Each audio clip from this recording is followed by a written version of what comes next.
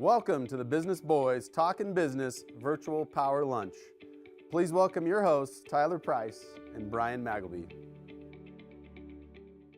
Hey, we're back, and today I don't have Brian Magleby with me. I have Dave Nowak, the Director of Region 6 for the Small Business Development Center. Thanks for being here with us, Dave.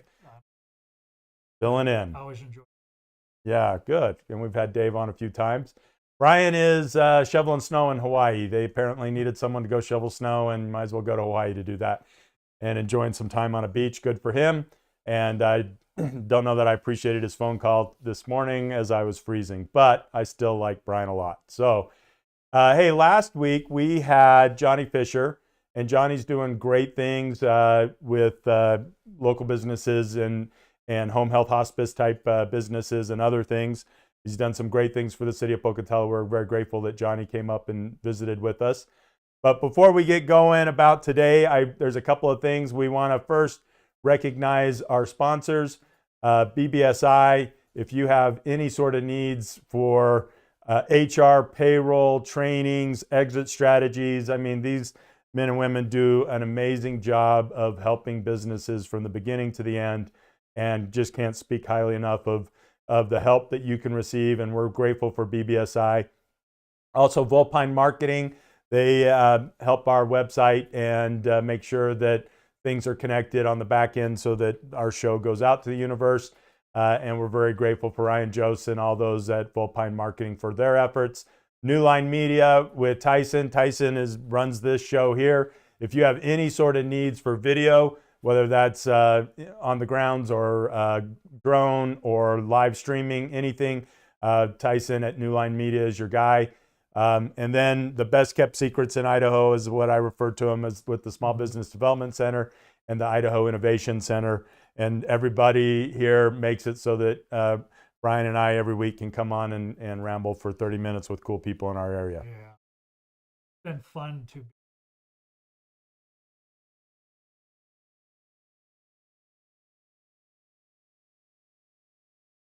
Wow. so we see. Yeah. And you guys get some great data with that as well. Again, Small Business Development Center, can't plug them enough. If you're a startup or someone that's been around for a minute visiting with Dave, you have college teams available at times. We do classes. In fact, tomorrow is a class that Ryan Joseph with Volpine is running a digital marketing class, and you can still get in on that class. And I can't recommend this one enough. My daughter, who's 20 years old, took the class from Ryan last year and has really done a great job. And she's a solopreneur. And with her daily grind, she's a $1,500 to $2,000 a week earner. And as a dad, I love that because she doesn't ask me for money. So I'll say that Ryan, though, does a great job of helping people better understand marketing.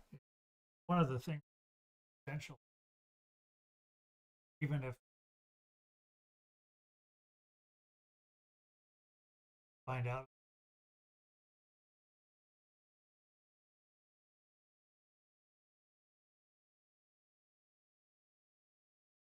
And shifting and changing is a good way to talk about when you talk about digital marketing. That's one thing to say about it. Target. Yeah. So if you get it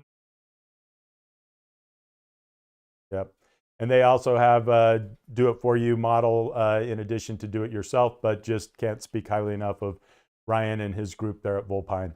Also, Brian Magleby has a class that's being taught at the local community college, CEI, and that is coming up. It is an Elevate Your Business. I have taken this course from Brian. It really is great. It's kind of a work on your business, not in your business course. So, looking at what is your long-term goals, who are you trying to speak to, what is your pitch when someone says, what do you do? And the first words out of your mouth is, no, that's not the right answer. And so it's being prepared for when that happens. And Brian does an amazing job with that class. one of the things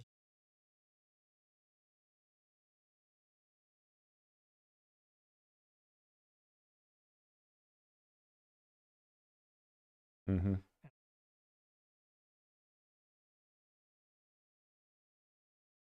Yeah. learn. Yeah. So this is bring other staff into the classes too. Yep. And so both these classes still have availability for you to sign up for. And you can reach out to Brian on his cell phone right now as he sits on a beach, or reach out to the Innovation Center. So anyway. Yep. But today I'm super excited. I've known our guest from today, Aaron Johnson, for probably a decade or better. I got to tour a school that his company was building, which was Rigby High School, back before it was Rigby High School, and super grateful for that. But we are going to start by sharing a video of Bateman-HALL and welcoming Aaron onto the set, and then we'll have a conversation. How's that sound? This whole area was completely renovated. So Bateman-HALL has been a wonderful partner for us. Because we were converting from a technical college, we had to delay the start of this project, and Bateman-HALL did everything that would humanly be possible to have this up and running at the beginning of fall semester. So they're great to work with. They listen to us and give us great advice. They have been a wonderful partner and a contractor. So it's just a privilege to have them here. And I think what you see as you go around this facility is the quality of work that they've done, and we appreciate that. And it's going to benefit our students as well as the whole community as they come through and see this kind of a site.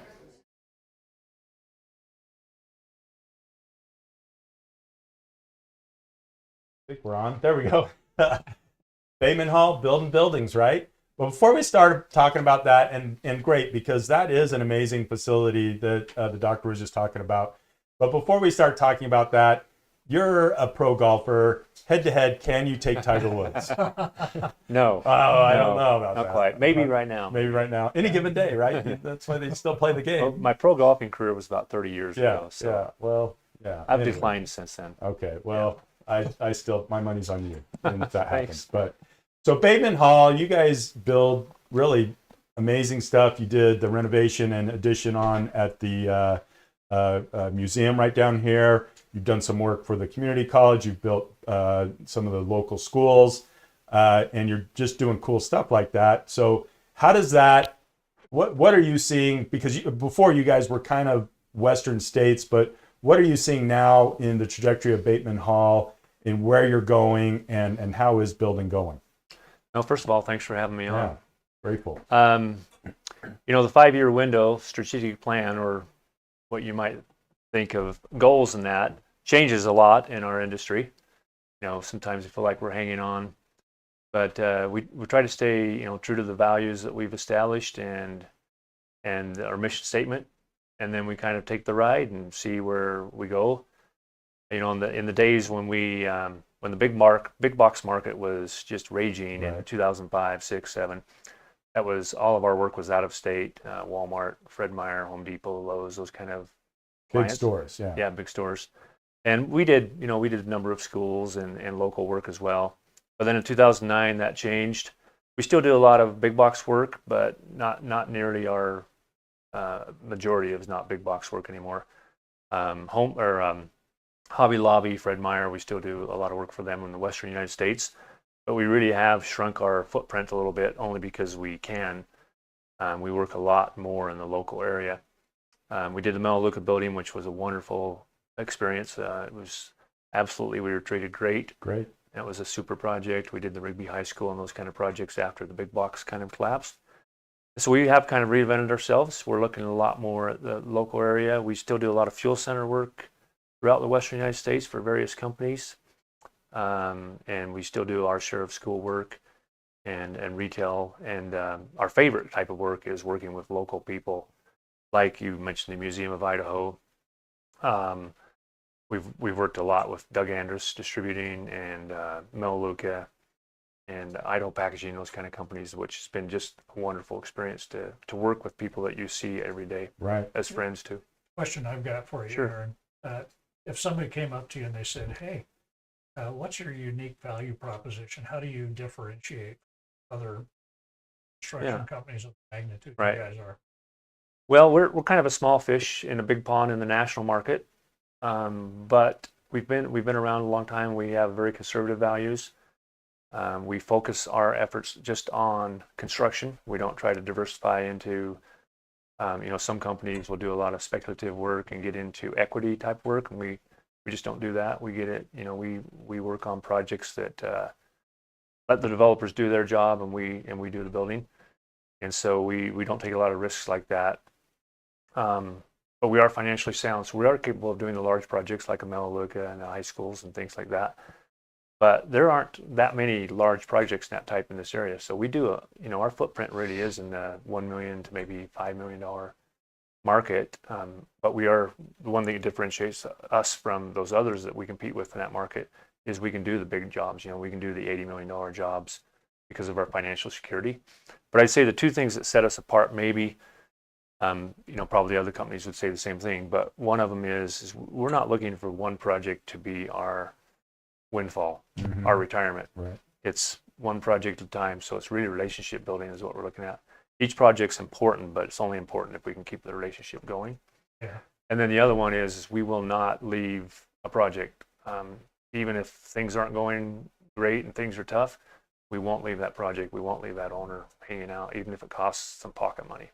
Yeah, it was interesting. Quite a few years ago, I got a chance to work with BATEMAN-HALL and work with some of the team there that were running it. What stood out to me, it was just amazing to see the dedication that they had and the attention to detail and trustworthiness. And it was amazing. It was a whole different tone that I felt when I went into the operations room. And so I really appreciated that. Yeah, we appreciate you saying that. Yeah, that was before I knew Aaron. Yeah. Our people are everything. We try to be loyal to our people, and they're loyal to us. And it's a cliche. We're family, but we would say that we want to allow our employees to have a great family environment, and so they can support their children. We have a lot of children in our BATEMAN-HALL family. I'm probably got a few. You got 11, don't you? Somewhere around there children that you're responsible for. So we try to stay very involved in our school districts and in our community to give back, as well as our families live in this community, and we want to make sure this community is what we enjoy. It continues to be what we enjoy. Well, and to that, because you are in addition to being a professional golfer, you got your family, and you're somebody that's out there building huge buildings and everything else, but you are very committed to education, right? What are some of the education models that have attracted to you? And I know we're deviating from what BATEMAN-HALL is all about, but at the same time, I don't think we are. But what is it about education that has made it so that you have jumped in to get involved, and what are some of the things you're doing in the education area? Well, my role when I started with BATEMAN-HALL was as a controller, financial. That's my background, is accounting, with the construction knowledge from being raised in the construction industry. And now that I'm an owner and mostly in business development, my world changed to the corner office, crunching numbers, to being out with all you great people. And so I got involved in the school districts primarily just from a business development standpoint. But then I saw all these wonderful people, board members and administrators and teachers, all these wonderful people doing great things, and they weren't doing it out of personal desires or anything. They were doing it for the right reasons. They were doing it for the children in the community. And I started to look up to them and getting into that business. I wanted to get into community involvement as well. Yes, it does. There was a person that said, well, you have skin in the game. Absolutely. I have children. We have children. We're taxpayers. We're business owners in the community. Absolutely, we have skin in the game. We want to see our students have the best advantage and choices they have when they go out. And we'd love to have a lot of those students stay here with us as employees, members of society here in our community. And so we feel like education is the way. I mean, it's the direction. With an education, you can do anything. So one of the things that's fascinating to me in this day and age is one of the biggest complaints that we hear from companies is being able to retain employees and things of that nature. And with the ethic that you have, and with the care and consideration for not just the community, but for the employees and for the customers, everybody you're working with, how do you feel that's impacted your employees and loyalty and things of that nature? I think our employees see that we're here because we love this community, Could we move to a larger location or open offices in a larger location? Perhaps we could do that and maybe be more successful monetary wise. But the three partners and two partners and myself love living here, and we love the lifestyle and we love the community. And I think our employees see that not just as something we say, but something we actually do. We all are involved in the community, and most of our employees have children that go to the local school districts. And I think that loyalty just comes from our employees see that we are walking the talk. And the one thing I like to say is, I never want to go to a high school basketball game or to my church or out on a date in a restaurant and see somebody that I have to avoid. Yeah. We want to be able to face any owner that we've ever worked for. Some projects we don't work with that owner again, but we don't burn bridges. But we still want to remain friends and supporters. So we try to do that in our everyday lives, is to support everybody, never burn a bridge. And I think our employees and our community sees that we're going to be loyal to them, no matter what. And that impacts business and the bottom line and so forth. And the thing that's really stood out to me is some companies are bottom line driven. All they care about is the almighty dollar. Right. But when you bring purpose into it, like Bateman does, it's amazing to see the difference that makes in camaraderie, and it just pulls a team together and makes solutions happen. It sure does, yes. So they moved you from being the number cruncher to being business development. What is your title right now? Yeah, it's business development. Okay. I'm the CFO, right? But we have great financial employees. We have a Yeah. great controller who handles 95% of that work. My two partners labeled me as the head worrier, so and I do that job well. Yeah. As the head worrier, I'm the one that kind of started going out. Prior to 2008 and 2009, we really didn't market and do business development. Most of it was exclusive bidding opportunities with Walmart and the big box. Right. And after that all changed, just like everybody else, construction has evolved into a relationship building business. And a lot of our work is obtained not by low bidding, but actually qualifications and relationship. And so when I first started in that world, very nervous. I went to some networking events. Right. That's where I met Tyler. Yep. I saw these great people that run awesome businesses, and I learned a lot from them. And now I feel very comfortable in that world. The accounting world is very black and white, Right. at least most of the time. Red and black. Right? Yeah, red, black and white. And I was comfortable in that world. I wanted to see the result. I want to see the end of the month. Okay, our cycle's done, and we're going to start over again. In our world, it's much, much different. And that came with a lot of frustration with, am I being successful? Am I putting my time where I need to? And I think our company's doing well financially, and we're solid, and we have, I think, a good reputation. So maybe it's a little bit different, that I can relax a little more than maybe other companies are still trying to get that, the equity in there in the reserve. But I think we have that, and maybe that makes me a little more relaxed, and I don't worry as much. And we'd love to get all the opportunities that I seek after, but we don't. Yeah. But it's the slow burn. Yeah. You're not going to get a contract over the table at lunch. Yeah. It's time after time after time, and eventually sometimes they select somebody else, but we still support them, and we won't talk about our competition. And when it does come our way, we shout a little bit and go to work. Yeah, that's a refreshing attitude to have, where you don't degrade your competition and so forth. And talking about warriors, I'm sitting right between two of them. No, I'm just kidding. But having a little worry is not a bad thing. Oh no, Don't let it consume you, but it's a little bit of the drive, right? I wake up with a worried face. Yeah, that's okay. And, that's okay. But you've kind of touched on some things like relationships matter, relationship business, all these things. What does that time frame look like from when you start talking to somebody on a project to you get the project to either you're moving dirt or someone's moving dirt to construction? Yeah. Because that is not, like you said, that's not an instant over the lunch type deal, and it's probably not a 3-day process either. So what does that look like? Well, starting out in the big box world pre-2009, it really did look a lot like that, where we were on selected bidders lists. I mean, you can't just go to Walmart and say, hey, we want to work for you, and they hire you the next day. So we already have those relationships as a select bidder, but you're still bidding against 3 or 5 different contractors. And if you were low number, within a week, you'd literally be mobilizing and going. Yeah. That world has completely changed. There's very few of those type of jobs. Most of it is relationship. So an example for a school, if they pass their bond or not pass their bond, we're in what we would call pre-bond work with the school district if we're selected, and it could be 2 years. Yeah. In the case of Idaho Falls, we've been Idaho Falls District 91's construction manager for several years. They have failed to pass a few bonds, and so we're still the construction manager, but you know their work is out there. But who you knows could be when. 3-4 years out. Right. Even. Yeah. And as a major example, the event center, which started Yeah. in 2008, I think is Yeah, when when they we passed moved the, here is when they that passed the bond. started coming in. Yeah.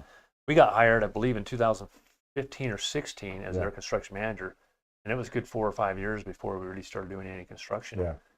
And so some projects, you know, we're involved much more in the design now than we ever used to be. It Yeah. used to be the design was fully done, so they call it a design assist. That world can be 6 months to a year. That's common Yeah. now. So one thing you just mentioned that I think is just essential is relationships.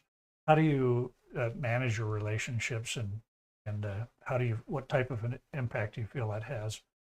And I know there's the upfront part of it, there's the middle of it, and then sometimes people Yeah. drop off the map at the end when somebody's getting ready to jump to another project or Right. whatever. And Well, the way I approach the relationship, you know, there are those that call and they're all business.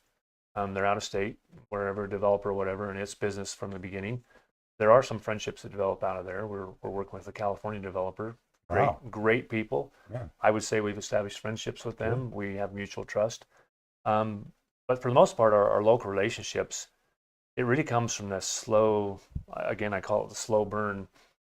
I've met a lot of great, wonderful people, and some of the people you would never even think they're not even any remotely involved in the industry, but they're still great relationships. And I would say probably more of those relationships have paid off in our business world than the straight relationships where you're working directly with developers. Yeah.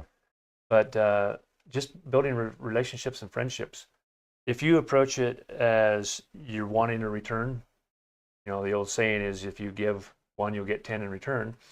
But if you approach it as I'm just looking at this relationship from a strategic business standpoint, you'll fail. Yeah.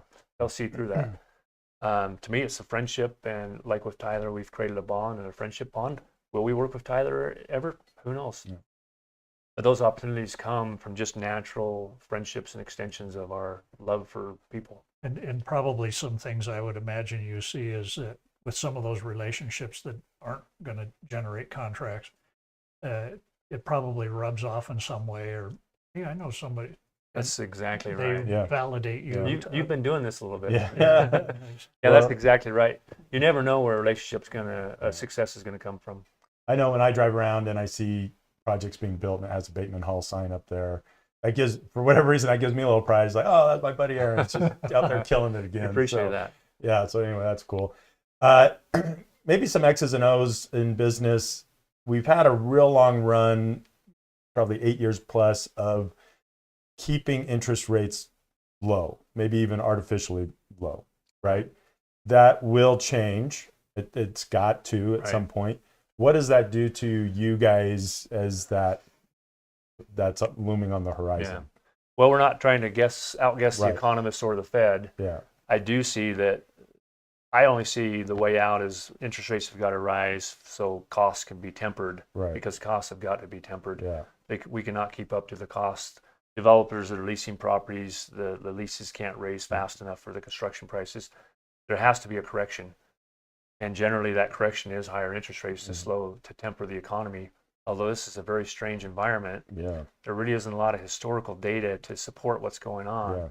When you have so much work going forward, and yet interest rates have stayed so low this long, and like you say, probably artificially low, I feel like there's going to be a pretty tough correction. Hopefully hopefully it will come over time and not just overnight.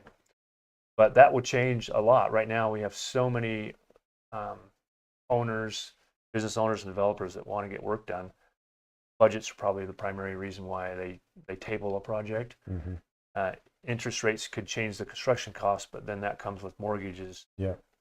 So either is not good. So we'll see. But right now there's still a ton of work out there. Right. When you saw the 2007, 8, 9 time frame, when we were in the Great Recession time frame, the housing bubble happened and we had things of that nature going on. It seemed as though construction on the commercial level was maintaining better, way better than. Do you feel maybe that's the same pattern we might see looking forward here from everything you're going on from? I think so. We do a lot of manufacturing and warehousing projects, and everybody is doing regional warehousing and regional manufacturing because the transportation industry, the just-in-time inventory that I grew up with in the 80s and 90s, I think it's irrevocably broken now. I don't think that will ever return that way. There's just too much manpower for one. Yeah. And so the need for regional distribution and warehousing and manufacturing even, I think will just keep coming. So that I believe that market's going to stay strong even through housing recession and other, maybe retail is going to take it hard for sure. Yeah.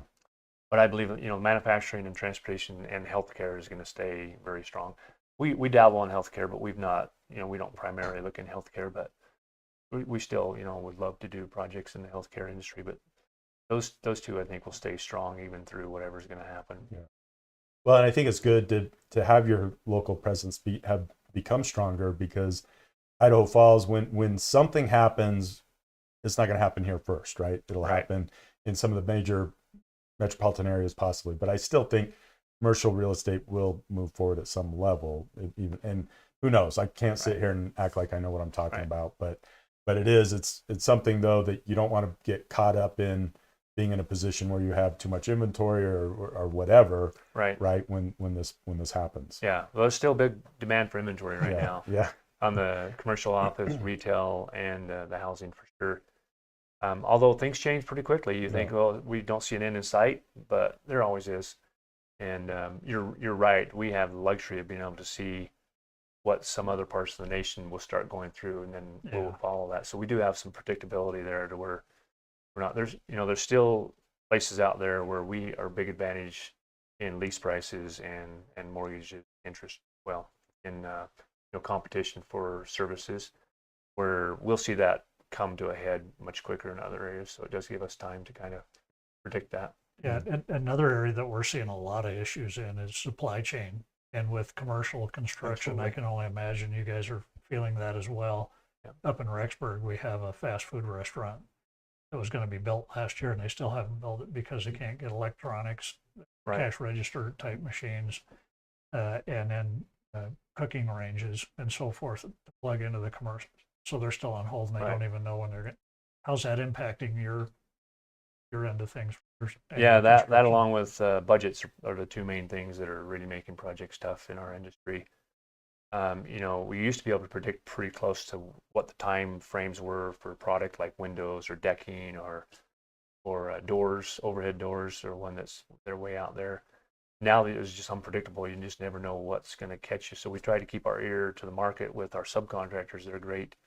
They can tell us, hey, just so you know, steel's out five months or something for a steel building, and we look for that, and so we try to get the owner on board with us as quick as we can, get purchase orders out for those long lead items, and get those secured, and then we follow up every week, following up, and even then you get caught with material that you would have never expected is going to have a long lead time and hit you.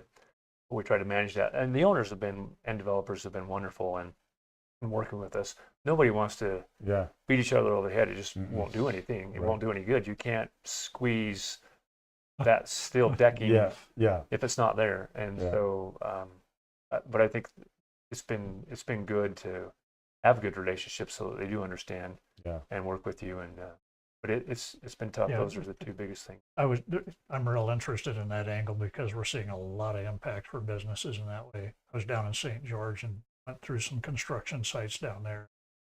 One of the problems they were having wasn't just supply chain challenges from being able to get it and have it available. Another issue was changing prices on the materials from the time they started the job to the time they finished. And they said they quit bidding. They quit giving prices on structures until they were almost up to the sheetrock stage, because then they knew what their costs were going to be. How do you handle that on your end? Well, we've been blessed in this area for sure. We have great subcontractors that are very financially secure. I would say not all of them, but most of them will be able to hold their prices. They're used to the contractual world. But you do have those contractors on the finish side that could be a year and a half out. You know, they have no idea what carpet's going to cost or what, you know, paint's going to cost in those times. But we try to work with them, and we let the owner know, hey, you know, there's, you know, we don't want to exercise a force majeure clause where, hey, it's uncontrollable to us, and therefore you're going to get charged. We try to work with subcontractors, and as soon as we know there is an issue like that, we immediately let the owner know, so the owner can maybe change an alternative material or maybe take a delay and wait, see if the price will temper. But I think the other thing that's made us successful is we let the owner know. Just we don't try to cover any of that up. Let them know immediately. There are sometimes we can't get pricing guaranteed past the day we're actually getting the price, and if we can't, we encourage the owners to, you know, exercise purchase orders, get those down payments in there so we can secure those pricing. But it's definitely predicting what those costs are going to be when the construction starts are really tough. So it comes full circle back to the beginning of our conversation where relationships are critical. And if you're not continually communicating, especially in these challenging times where everything's in such a state of flux, it can lead to more problems. Right. Yeah, everything's going to be, a lot of things are going to be surprises, but you need to let people know right when you've learned that and not try to hold on to it. Yeah. Sometimes that's not a fun conversation. No, that's why they don't. It's not. It's a better conversation early than it is at the end of the job. Yeah. And the owners will take that much better. Customers will take that much better. You take your car in and you find out the bill was double what it was when it's done. Yeah. That doesn't go so well, but if they can let you know before they start the work that, hey, I think we have a problem here. Yeah. You know, it's still not great, but it still allows you, I mean, I think they earn their trust with you. When they let you know that it's tough, those tough conversations are had up front. Yeah. Very cool. Well, so Bateman-HALL has been in Eastern Idaho for how many years now? Started in 1974. So for a minute. Yeah, Kim Hall was the founder. Yeah. Were you even born in 1974? Oh, yeah. Okay. So yeah, a little bit. All right. I was there a few years. All right. So, but you have and grateful that you're in the community doing cool stuff, and I know you'll have continued success, but, and you helped me at one point. I mean, the deal didn't work out, but I appreciated getting a smart guy in the mix to help my worrying be less, right? Yeah. Not that it didn't go away, but it was less then. But is there anything else that you would like to say about Bateman-HALL or about what you're doing in the community and just in general? Well, if you allow me to make a little plug for a great organization I'm involved with, it's called the Mayor Scholarship Fund. Great. It's got a great board of directors. I think some of your viewers are probably on that board of directors. Bateman-HALL and myself personally support that organization. We really, getting financial aid to those students. A lot of these students that are awarded these scholarships are the students that are first generation, go on, whether that's college, technical college, trades, whatever it may be. We want to give them a chance, and we award generally about 35 to 40 scholarships each year. Great. We're involved in all the school districts here. Just a great organization to help these students, and there's wonderful kids out there. Keep those kids occupied in either sports or education. You're going to have great kids. Yeah. And so we really love to be involved with that. And there's other educational endeavors we're involved with. Trade school. I'm excited to hear what's coming. In the trades training area too. Yeah. No, you put me in talks with Principal Wagey, and I'm excited to see that project get underway as well. But so you have a quote, and I actually really like this quote. I mean, you never think of Mike Tyson as a big quote guy, but his quote was something to the effect of, "Everyone has a plan until they get punched in the face." That's right. Do you want to talk about that? I came across that about 2 years ago. Yeah. I'm not a boxing fan, and I didn't really care for Mike Tyson. Yeah. But when I read that, it is so true. Every day I wake up in the morning, and I think, okay, I've got my line. I'm going to contact these people. We're going to do this, and then a phone call comes, and you get punched in the face. Yeah. And you have to get back up and figure out how I'm going to redirect your plan. Yeah. And so I just love that quote. It's kind of funny, but it really is how we live every day. Yeah. We have our plan, and then that punch comes, and you got to figure out how to get through it. I think he said it when someone made a comment like, this boxer you're going to face has a plan, and he's like, well, everyone has a plan until they get punched in the face. Right. And he, That's right. He came with a little bit of power and whatnot. Yeah, but, well, for sure. We want to thank Aaron for being here today. Grateful for Bateman-HALL and what they do in our community and outside of our community, and for the education passion that he has. We are going to go into a training deal right now. And when Brian's here, you know, he does things a little more organized than I do. And so I'm grateful for him, but grateful that Tyson kind of ran with some things. So keeping Aaron and Dave here to chime in a little bit, because I've been in sales and marketing my whole professional career because I graduated with a major in geography and a minor in Japanese. Yeah, try to go get a job with that degree. And so I've had some great companies give me a lot of training.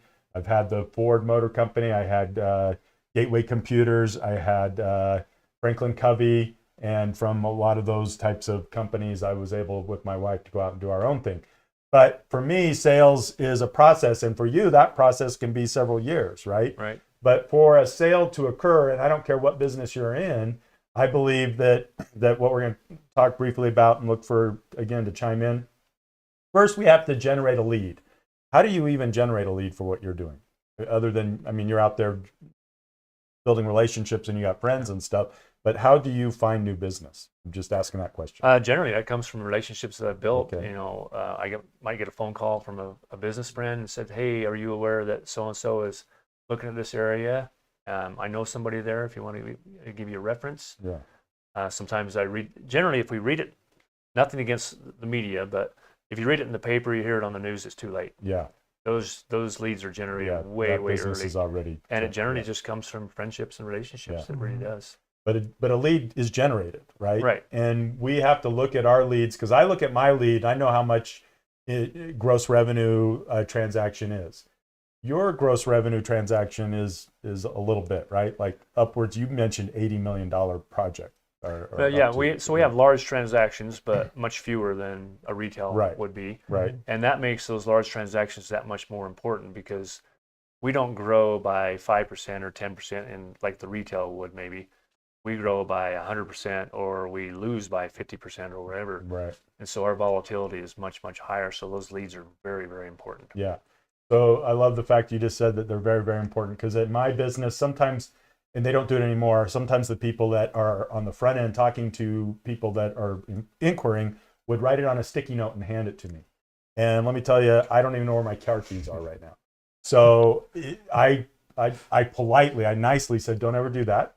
We live in a digital deal now, so either it goes into our CRM or they text me so that I have a digital trace and I don't lose that lead. So for me, lead management, lead generation, but then lead management becomes a big deal. And I don't know, do you do a sticky note? Because if you do, I'm going to punch you right now. I got a He plan. does it on the golf course. Yeah. No. Yeah, we've tried a couple of platforms, lead platforms or sales platforms, and it just didn't work for me. Okay. Yeah. What worked for me is, I have an Excel spreadsheet and I have my leads and I have owners I want to contact. But really, it just comes from today. I'm going to make 5 contacts. Yeah. And which 5 contacts do I want to make? And then every day I just look at that, and I do, through my worry, I look at people. Okay, I've got to call these guys back, these guys back. I don't really have a centered plan, because again, it's just dynamic. Yeah. But what I do is every day make a conscious effort to reach out to somebody and keep those relationships strong. So it's really, to me, keeping the relationship strong. That isn't necessarily looking for that sell. Might not be a lead that you even have. It's just making sure that your friendship circle and your business circle, you are keeping in contact with those people. And then those leads come naturally from that extension. Yeah. But it's not sticky notes, people. And you said Excel spreadsheet. I don't have any sticky notes on my desk. So everything for me is digital. And so the lead goes in, and it isn't a lead, it's a person, right? And so from there, we move on to the sales process, where we talk about, and my sales process can be as short as 2 days. And we're still talking about a decent ticket number, right? Yeah. But yours could be a long... It could be years, right? But it's still, there is this sales process then and education that we have to give to the client, right? So that they can have all the information they need to know, is it Bateman-HALL or is it somebody else I need? And why is their price so much different, right? Because that can happen too. Right. That's correct. So anyway, what would you say, like I have a sales process, And every Monday I do something, and every Wednesday I do something within my sales process to generate appointments and different things like that, right?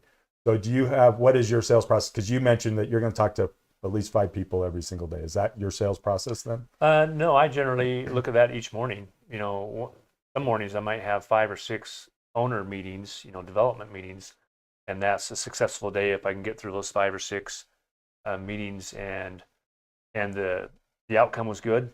You know, the project is moving forward after those meetings.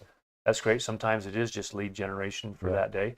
I will say that in addition to Excel, I have an electronic note program, Microsoft Notes, where I can access them everywhere, and I take notes. I take notes.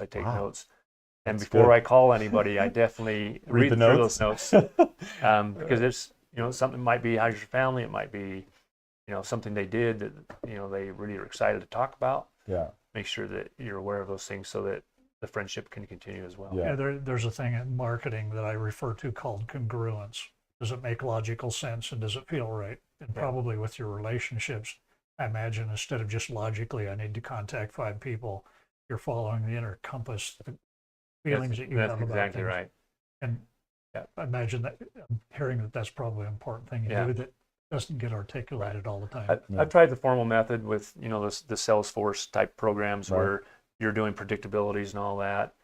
You know, the predictability is 0 or 100. Yeah, it really is. Either it's going to go or it's not. And I don't think any software program can predict that. It is really just experience. The one major advantage that we have is an owner like myself doing business development. I can make the deals right on the spot. And so there's nobody like a board we report to. The 3 of us definitely communicate with each other. Right. But as a partner and an owner that's able to make owner decisions right on the spot, I think that helps a lot too. Yeah. And we did that strategically. We thought about, should we hire somebody to do development? And Bateman-HALL is us. Yeah. We just didn't feel like anybody could represent us other than us. We hold the risk, we hold the financial reserves, and so it should be us that are making those sales. So another thing you're saying is that you guys have a trust level between you and confidence. And without that and having the integrity, which I keep hearing you mention, is just inspiring for businesses to understand that concept because it's so lost in this day and age in a lot of companies. And my 2 partners are as ethical as I have ever met. And they go by a code of ethics. And we won't involve ourselves in a project unless we feel like the owner is also ethical. And they have their wonderful skills, structural and knowledge that I don't have, and so we do rely on each other. Yeah, sure. No, that's amazing. And then I think the last component of this is that we have some metrics, because you got to at the end of at the 0 to 100, right? In terms of either they go with somebody else or they go with you. But at the end of a year or quarter or however you're going to show metrics, we need to be setting goals and setting metrics so that we can grow our business, because you do have a responsibility to not just you and your kids, but to everyone that you employ and all the subcontractors.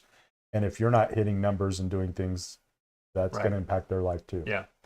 So in my world, and because I'm the CFO as well, so I have quite an amount of, I guess, financial knowledge on budgets and how that works. I sat down with my controller, and literally that full year before the next year, we're not looking at the current year. That's kind of been developed. Yeah. We're looking at the year to come, and we have our mark where our overhead, our break-even point is, and our goal is as quick as possible for that year to get that overhead number. Because once you get that, things kind of change on how I approach things, and we're looking for the gravy. We're looking for some of those projects that maybe have a little more margin because we haven't met that. But as our single goal is, how many days into the next year are we going to break even? And sometimes it gets towards the end of the year. I was just going to ask. So is it ever January 15th? That's the big question. I would say this next year looks really, really good. Love to I think hear our backlog is already there. Yeah. But there are some years where we're looking in October where it's like, man, we haven't quite made it yet. Yeah. So that's the nature of the business, though. Yeah. Well, feast and famine in our world. Yeah. And there's where some of the worry comes into play, right? Absolutely. So, well, very good. Well, and Brian Magleby just wanted to say that what can I win today? And aloha, those 2 things. Thank you, Brian. He also said this is the greatest show he's ever been. So it must be that he's sitting on a beach watching this on his phone right now. So today, how about this? We give away there is a digital marketing class tomorrow. And if you can mention or say who head-to-head, who would Aaron beat as far as Tyler is concerned in a golf match, then that can win you a $50 gift certificate. And then what else would be, because we're going to give 2 of them away, what else would be a trivia question about maybe something that we spoke about today? I'll throw that out. I'm putting you 2 on the spot. And you need to text me. You need to text Brian because he's not working today. He's on a beach. So text Brian the answer to this. And what year was Bateman-HALL founded? That was There you go. That was a pretty good one too. So anyway, and I know the answer to both. Yeah, those are great ones. Or how long's Aaron been with Bateman-HALL? Oh, there you go. Yeah, Be a good one. and it wasn't. Let's see, I'll have It to count wasn't that. the year that it started. So No. yeah. No.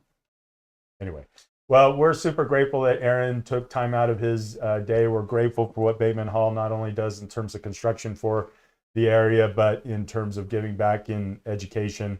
And I love the trades, and be cool to watch Principal Wagey get some of these projects that we didn't really discuss today.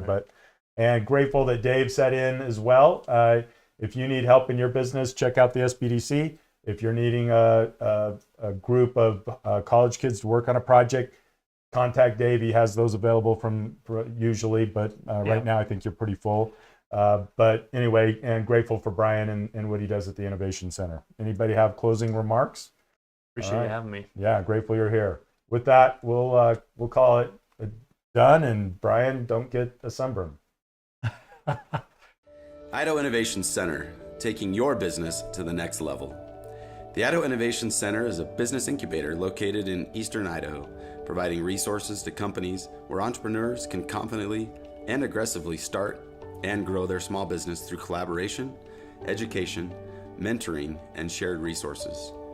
Here's what some tenants of the Idaho Innovation Center have said.